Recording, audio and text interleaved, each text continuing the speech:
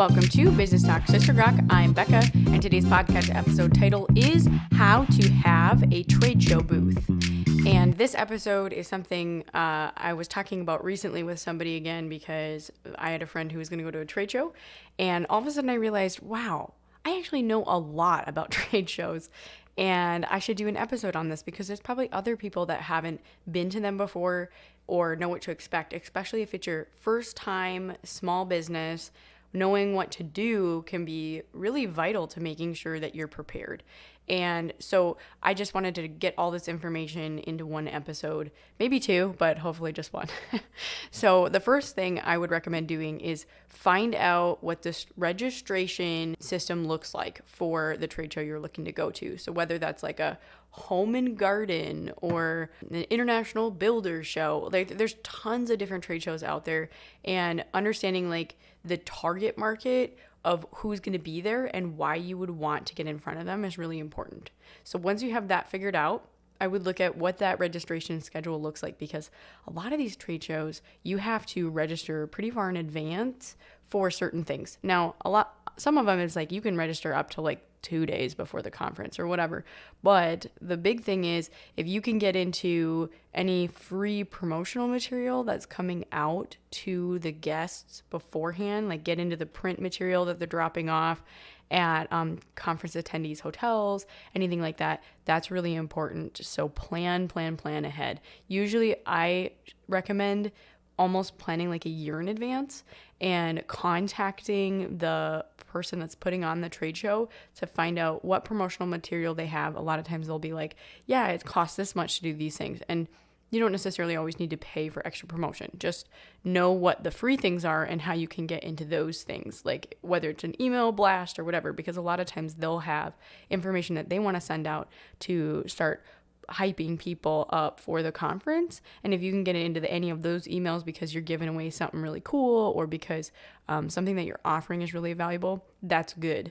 And you want to do that. And then the other thing I would recommend is to make sure that you find out if there's opportunities to do any kind of speaking. A lot of times the conferences themselves will have people from the booths or just valuable information. If you know that your audience there is needing to know something that you can educate them on, it's a really good opportunity to pitch that as an educational session that you can host. And it's not a time to pitch your business. It's not a time to pitch what you're selling. It's just a time to educate. But because of those opportunities, a lot of people will go to the session, and if you're talking about something really valuable that's meeting a need for their business, they're going to want to go talk to you afterwards, or they're going to want to go stop by your booth later. So that's a really valuable thing, especially if you are a service-based business. That can be a really valuable resource to look into. And you have to pitch, like you have to have a pitch of what that looks like a lot of times, and you fill out the form. And then out of all of the people that have pitched topic ideas for education, the conference will pick the ones that they think are the best. And it's really sometimes hard to get into. It's pretty competitive, but if you can get the opportunity, you're going to want to really work on making sure that your educational material is top notch. So that's why I always say plan in advance. Have a few topics you can talk about if that's where you really want to go with it. If you're a product-based business, you might not be able to do that as well as maybe like, let's just say you offer one product that solves a problem, but you know about all these other problems that people have because you've worked with people on your one product. You could do a topic about something else that kind of intersects with your industry. So just know that you can get creative with it, and everybody has knowledge. Like I wouldn't have even thought about, man, I know a lot about trade shows, so I should do a podcast episode on it. So that's just even an example of that. It's really important to ask yourself, why do I want to go? What will this achieve? Is it to get in front of certain people? Then are you prepared to get in front of those people? Because a lot of times what I find, especially if it's a product-based business, and I'm saying that because I work with a lot of people in that industry, but I also work with a lot of people in the service space. So when it's a product-based business, there's going to be people at the show a lot of times that it's pretty incredible how many people go there as investors or looking to find new opportunities that they can buy up as well. So if that's something you want to do, like, oh yeah, I'd rather scale my business to sell it, then know that you need to have that kind of number those numbers ready to go, or other people are looking to wholesale your product themselves, then know what your wholesale numbers are so that you're not losing money in shipping or all this other stuff. So really, really have all that stuff down. And if it's like a service-based thing and you're saying, I want to get there in front of these people, then you need to make sure you have your marketing material ready, whether that's like a handout or a presentation, whatever that is. You have to make sure that you have stuff for people to hold in their hands. And so try to plan a visit if you can to a trade show that you're hoping to attend in the future before getting a booth, to see who's there, what the turnout's like, and really get a feel for the show, especially because of post-COVID. We're kind of looking at a lot of stuff where things are really different. And so who's actually going to these shows still, and is it truly going to be valuable for you? Because quite honestly, there's a lot of businesses that'll go that it's not even their industry. They're just looking to make a quick buck. So is it attracting the right people to the conference? And then look at what works well for people that have booths, because what does the layout look like? Where is the traffic clump based on location? There's a lot of different conference venues, and it's really important to know what the traffic flows like. Is there specific demonstration areas that are close to your niche that you would want to set up by? Any kind of booths next to you as well can be really interesting to see. Like, okay, so certain booths will do demonstrations, like, or they'll have really cool things, like the animal shelter has a booth and they have dogs or whatever. That is great because people are literally stopping, pausing, petting an animal before moving on. And that gives way more conversation pieces for you to talk to the people that are next to that. So really look around when you're registering to see as well where those booths are located. So if you're going to go walk the trade show the year before just to see, okay, this location, the food is here, there's snacks over here, people cluster in this area based on the flow. That's really important, valuable to know before getting a booth. And a lot of conferences will actually move locations, and like every 3 years they come back to the same location. It really just depends on the actual, like the people that are putting on the conference. So kind of know what the circuit is. And making relationships with other vendors as well as just people that attend regularly can really help you get a feel for what kind of booth to have or what's expected to be there. Because honestly, there's people that go to a certain trade show and you say, well, what is it like here? And he's like, well, if you're going to get a booth, people expect to see you every single year. So don't start going unless you're going to stay. And so knowing that beforehand can be really, really, really helpful. Okay, so let's dig into a little bit more about that layout piece. So when you book a booth, you should be thinking about, usually the base package is like 100 square feet. Now, this is really important to know because that's how much you have to work with in terms of how you're going to set up your booth. But then also, most trade shows require that you have, bigger ones anyways, they're concrete floors. You have to have floor covering. And you have to bring it yourself or if you don't, by the end of like X time, they'll just come over and cover it for you and then charge you a fee. So you really have to make sure that you have something to cover your floor with. If you send things to the conference center beforehand, a lot of times there's like a fee for that or whatever, or they'll be required to send it a certain way. And I mean, I've tried it multiple ways. I've done shipping by mail. Some hotels will let you do this if you talk to them in advance and say, I'm going to be sending some packages, will you hold them for me? You can do that.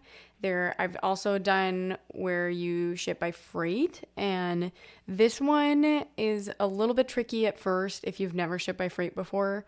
You have to, usually the conference center will have like a freight company that they are their preferred vendor that you can use. But you have to have it on like a pallet. And so for like space savings, I always try to figure out if there's a way that I can try to have a pallet that has a built-in box with it, because otherwise things, if you don't strap it down right, it could like fall off and all that kind of stuff. Uline is someplace that does have like collapsible pallet boxes that are made out of plastic.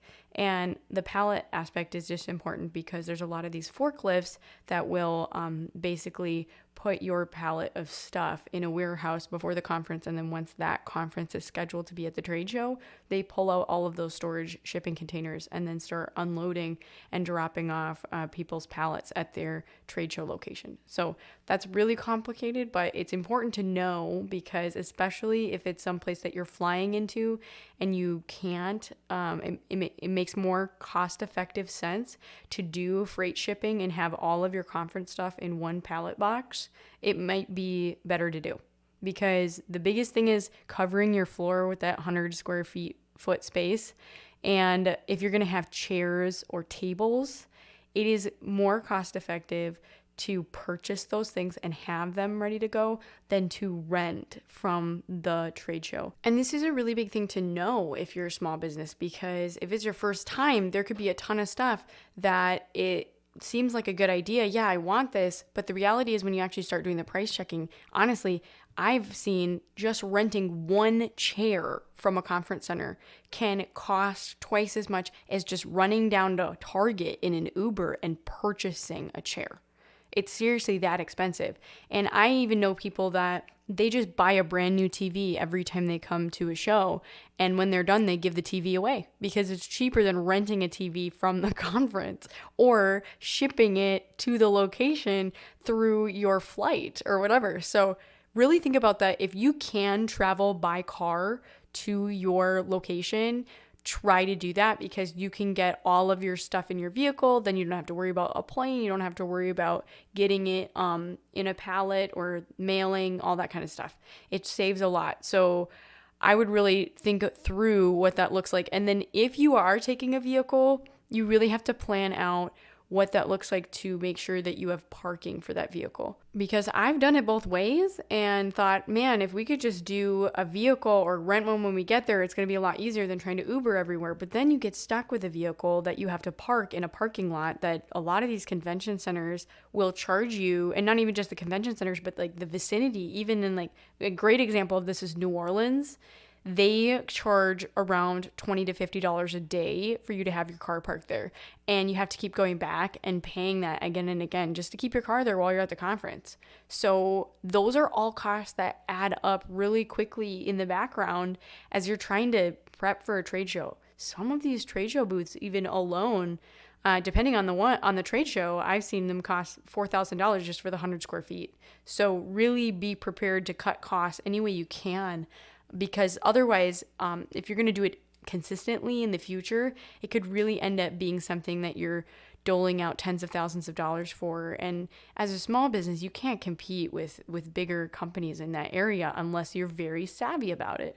So how do you do the cheaper way, right? So here's a couple different things I would recommend really looking into. Internet hotspots can be really helpful if you want to have internet there, whether it's like through your phone, if you're like, that's just not going to be enough and I need more. In the past, what I've done, because I live in a rural area, there's a couple libraries that will rent out a hotspot for a week at a time. And you just have to like schedule it in advance and rent the hotspot. Now, I know that not every library has those things, so just know that it may be more cost effective for you to look at like a T-Mobile hotspot or an AT&T one for the duration of the time that you're there or whatever. Like just really think through those things before going, because if you're going to need it, it's way better to plan ahead. Okay, the next thing I would recommend if you need power is you can purchase these little power banks. And they usually last between 4 to 8 hours, depending on the one that you get and the size. I found them on Amazon before. They last pretty decent amount of time, and they also will power like a small TV screen or even like a laptop for a long time. I highly recommend those because they're maybe around $250, but the reality is that renting power for one trade show is going to cost you at least $100 for like the time that you're there. So this is something that you get to keep and you can take it to all these different trade shows, and over time is going to save you a ton of money. So that's a really good way to look at that. Another thing that's important to know is that you can't have anything taller than your booth space. Usually there's like a curtain in the back. Now, if it's like at a smaller hotel that you're having this trade show or something, maybe their ceilings aren't so high, so it's not as big of a deal. But if you're going into a big space with hundreds of vendors, they have a lot of rules around how high your booth can be. So make sure that you have something to hang your banners on that's lower than that, and tripod kind of style hanging equipment is really helpful for that, because you can't hang it on the back of the curtain that's there. It's actually against the rules. And there's also a timeline in which you need to set up all of your stuff by. So if you get there and you don't have your booth set up before the trade show starts, you can actually get fined money. So, and we're going to come back to that later for the Gawk portion of this episode. One thing that I really like is pop-up banners, because you can get those from a lot of different companies. I'm pretty sure Vistaprint has some, but any local printer probably would be a good bet to getting those designed and set up. Always try to go for evergreen content. So something that's like your business information or what your special is that you can offer more than once, that doesn't expire. So don't mention anything about like current events, like a year, all that kind of stuff in the banners, because then you can't use those the next time you go. So try to make them as reusable as possible for the different things that you want to attend in the future. Table covers are really good. Oh yeah, and with those pop-up banners, the really nice thing about them is that they come in a case normally. So when you get it printed, it'll come in like a zippable case, so it's easier to carry, which is so nice. Anything with wheels on it is beautiful, okay? Because these conference spaces, sometimes you're walking through, like in Las Vegas, it's like tons of casinos and all this stuff before you get to the conference, and they make you walk that whole way inside. And so I always tell people to try to find some sort of like rolling box that they can put a lot of their stuff in, for like pens and paper and whatever else they're going to have for like their prizes and all of that. Make sure that you have it in one place that you can roll it back and forth to where you need to go, or your arms are going to get really tired. And when you set up your stuff, if you are going to have like a tablecloth, I also recommend having some sort of wrappable tablecloth that kind of can fit to your items, or even having a backdrop that like collapses and stretches out, because you want stuff to go behind that you don't need. So whether that's wrappers or any kind of garbage, whatever, I would put it underneath your tablecloth or behind your banners so that people can't see it as they're walking by, because that can be really distracting and look really unorganized. At night, I always tell people to do something with their prizes so that they're not out in the open, because a lot of people can just walk by and just grab stuff, because there's a lot of after parties and things like that where you actually can get in after the conference closes. Other vendors too are there, and they can grab stuff from your table. So that can sometimes be a good thing if you want them to grab your business card. So I would always leave those out, but just know that be wise about how you put your stuff where, because it's a really busy place and there's lots of people coming through and you don't know all of them. It honestly looks like I'm running out of time for this episode, so I'm going to definitely get into a little bit more next week about practicing conversation and what you should have for giveaways, all that kind of stuff next week. So listen in for that. And I'm going to transition to the Gawk portion of this episode and tell you a story about one time that I was at a trade show. So like I said before, there's a setup time that you need to be ready to go by. And at one trade show, I was next to this association where I kind of knew the people that were members there, but they also had their own booths as well as just other priorities that they needed to be involved with at the trade show. And so they got their stuff shipped in and delivered, but they never set up their booth. And it was about an hour or a half an hour to the start of the show, and nothing was set up. Like, they just had their carpet down. And I was like, oh my goodness, this is not good, because they could get charged so much money, and that would really be bad for their association, because that has to come out of somebody's pocket. So, and I knew what their booth had looked like set up before, because I'd seen it previously. So one of my friends and I decided we were just going to set it up for them. We started taking things out and putting up the booth and all this stuff. And about 10 minutes before the show started, a couple of them came up and were like, oh, thanks for doing that. We're like, yeah, you guys didn't have anything up and we were worried that you were going to get in trouble. And it ended up being a really good thing because we had like a really good conversation and everything. And honestly, like they would have gotten a huge fine. So things like that, though, can be really helpful while you're at a trade show to get to know the people next to you, because you can talk back and forth about what's going on and all that kind of stuff. But that is something that can be stressful if you don't prepare in advance or have a plan for that. And yeah, that was a hot mess of an experience. Anyway, so thank you for joining me. I am going to be talking about this next week a little bit more. If you are in the market to go to a trade show, you're definitely going to want to listen to that episode. And if you enjoyed this one, you should give it a review on Spotify on your phone. We'll see you next week.